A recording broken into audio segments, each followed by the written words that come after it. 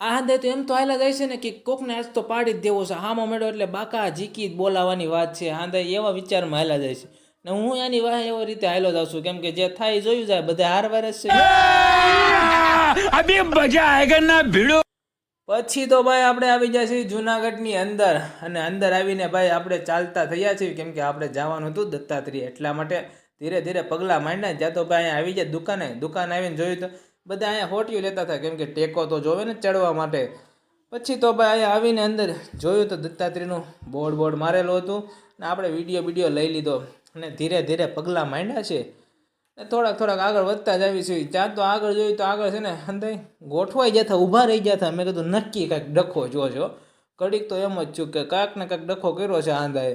પછી ત્યાં જઈને જોયું તો આંધા આશીર્વાદ લેતા હતા, એટલા માટે ઊભા હતા. પછી તો ભાઈ આગળ વધ્યા ત્યાં આ શેનું મંદિર છે તે કમેન્ટ કરતા આવજો.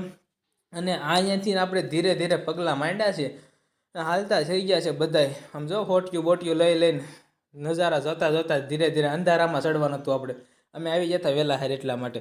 પછી તો ભાઈ નજારો જોવો, કાંઈ ન ઘટે હવાનો ભાઈ, એક નંબર જોરદાર નજારો. અરે ભાઈ કાંઈ આમ એમ થાય કે ઓહો ક્યાં સ્વર્ગમાં આવી ગયા કે હું હમણાં વાદળને અડી જાય એવું થતું હતું, પણ નહોતું એવું. પછી તો ભાઈ આ નજારો જોતા મને બે લાઈન યાદ આવે કે મારા ગીરની કેડવાકી મારે જાવું માલ હાકી, સિપાયુ દેશ ડારા તમે નીકળો ઘરની બારા.